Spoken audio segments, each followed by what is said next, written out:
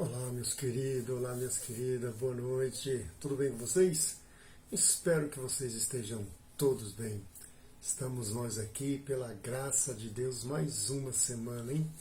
Mais uma semana juntos. Deus tem nos abençoado, nos dado vida, nos dado saúde e nos dado a graça de nós estarmos aqui para aprender dele, para nós podermos dar glórias a esse Deus maravilhoso que nos trouxe ao mundo e que nos levará com ele. Amém?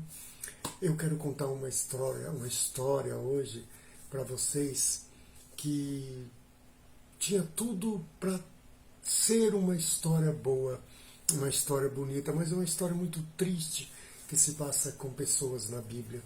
Uma história muito triste, para não dizer outra palavra assim, mais chula. Uma história muito triste. É do homem chamado Jefté. Jefté é o filho de um hebreu com uma prostituta, né? E esse hebreu já tinha mais filhos, tinha um filho. E eles não se davam. Esse filho desse hebreu ficava caçoando dele, ficava falando que ele era filho da prostituta, que ele não tinha parte nenhuma, ficava com muito, vamos dizer hoje, tal do bullying, né, nesse Jefté, e acabou colocando ele para fora de casa, e ele foi viver por aí, né? E esse homem guardou um ódio muito grande dentro dele, né, por tudo isso que aconteceu com ele. E então ele foi passando o tempo e esse homem foi se tornando um guerreiro, um assaltante, na verdade. E ele fez uma gangue ali, foi envelhecendo, foi tomando, né, o rumo da sua vida muito triste.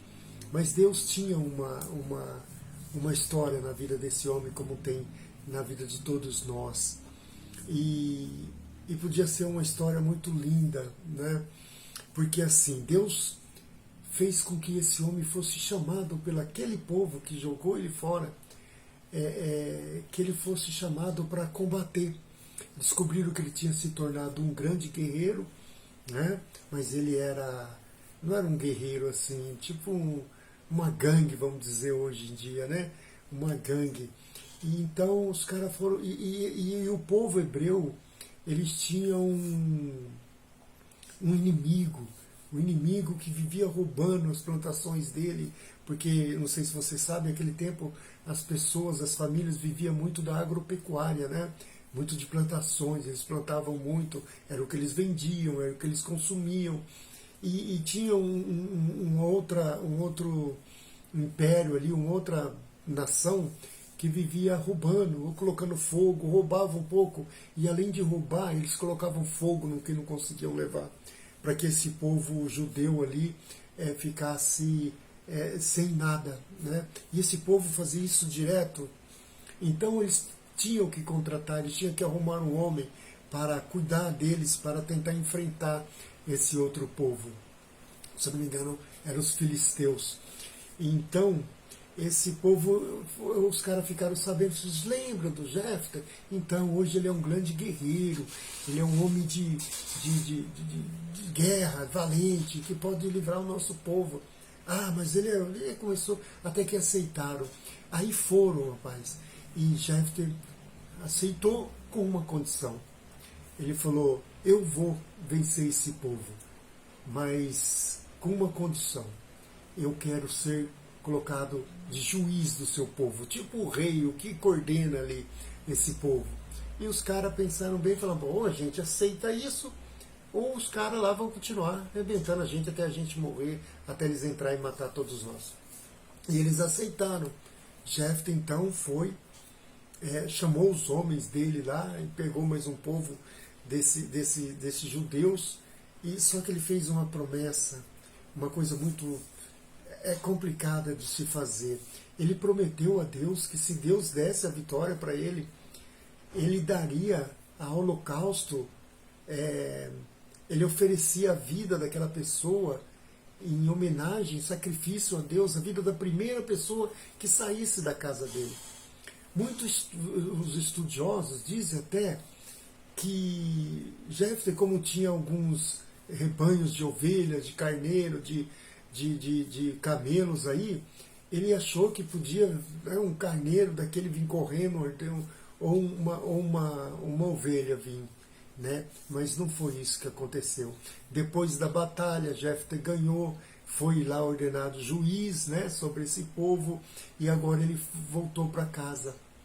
E ele lembrou, né, da promessa que ele tinha feito a Deus, que se Deus desse a vitória para ele, a primeira pessoa, a primeira coisa que saísse em direção a ele, quando ele chegasse de volta, ele sacrificaria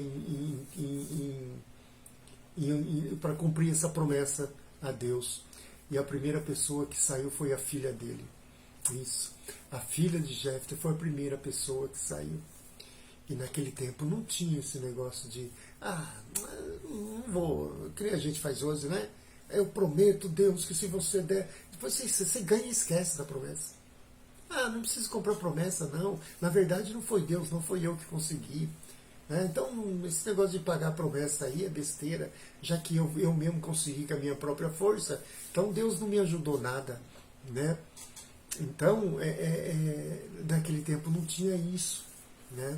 Naquele tempo, o que o homem falava, o fio do bigode, que nem diz, né? Depois, hoje em dia.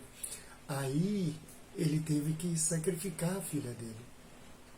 Ele foi, ganhou a guerra, foi colocado como juiz daquele povo, que agora ele conduzia aquele povo, ele era o rei daquele povo, mas ele entregou a filha dele. E aí a filha dele até pede para ficar um mês chorando com as amigas. Me dá um mês para eu ficar chorando com minhas amigas, para me despedir e tal. Ele deixou, mas depois ele teve que sacrificar a filha dele. Que terrível história, né? Tinha tudo para acabar bem, tinha tudo para acabar com uma guerra vencida, os inimigos expulsos, com medo, porque agora aquele povo tinha um cara valente que comandava tudo ali. Ele podia ficar com a boca dele calada, né? Ele não precisava ter falado aquilo, né? Ele podia ter ficado com a boca dele fechada. Para que fazer esse tipo de promessa? Se Deus colocou ele ali, é porque ele ia vencer. Porque Deus ia dar a vitória para ele. Ele não precisava fazer besteira, falar besteira. Então nós tiramos algumas lições das besteiras de Jefté. Né? Primeiro, nós devemos pensar cuidadosamente nas nossas palavras. O que nós vamos dizer. Nós temos que tomar cuidado com a nossa boca, com a nossa língua grande. Né? Nós queremos sempre se meter em assuntos para receber palmas, para nos aparecer. Nós queremos sempre se meter em assuntos, em todo tipo de assunto. Tem pessoas que acham que conhecem todo tipo de assunto. Principalmente agora com essa maldita redes sociais. Né? Ela é tão boa, que onde o ser humano coloca a mão, ele desgraça tudo. As redes sociais têm coisas maravilhosas para nós estudarmos, para nós aprendermos, para nós abrir uma empresa, para nós tudo de bom. Mas o ser humano desgraça tudo, vira um regaço, vira uma pornografia, vira uma bizarrice, uma idiotice que não tem tamanho. As palavras, tem pessoas que ela sabe mais que o médico, agora por causa das redes sociais. Ela sabe mais do que o médico, ela dá aula mais do que um professor, ela é mais técnica do que qualquer juiz de direito, ela é melhor do que qualquer advogado, ela chega a ser melhor até que Deus, pelas palavras que você vê as pessoas colocando nas redes sociais. É terrível. Então, tenha cuidado com suas palavras. Não é que a sua palavra tem poder, mas ela tem poder para destruir. Isso ela tem, ela destrói muitas coisas. A fofoca, a inveja, o engano. Né? Pensar nas consequências delas. Nós devemos, tudo que hora que você for abrir sua boca, meu amigo, pensa nas consequências. Porque quem vai pagar as consequências é você, sou eu.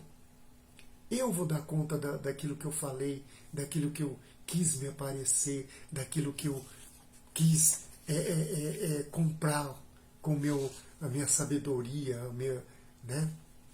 Foi isso que Jefté diz aqui. Né? Ele não precisava, a hora que eu chegar, ele não precisava. Porque se Deus colocou lá, é porque Deus ia dar a vitória para ele naquele dia. Né? Todas as ações têm consequências. Nós devemos pensar, tudo que você for falar, tudo que você for fazer, vai ter consequências, seja as coisas boas ou seja as coisas más. Mas tudo que você fizer e disser, vai vir contra você, vai vir uma resposta. Vai vir uma resposta. E você pode não gostar da resposta que for vir para você. E você pode arrumar ali uma baita confusão e acabar com a paz sua, da sua família, do seu dia e de muitas pessoas. Né? O cuidado, todas as ações têm consequências. Cuidado, fazer promessa, assumir compromissos. Cuidado. Cuidado quando você promete alguma coisa para alguém. Que nem eu falei agora. Hoje nós estamos nos negócios que você promete, mas não cumpre. Ninguém cumpre nada. É uma balança, é uma coisa horrível.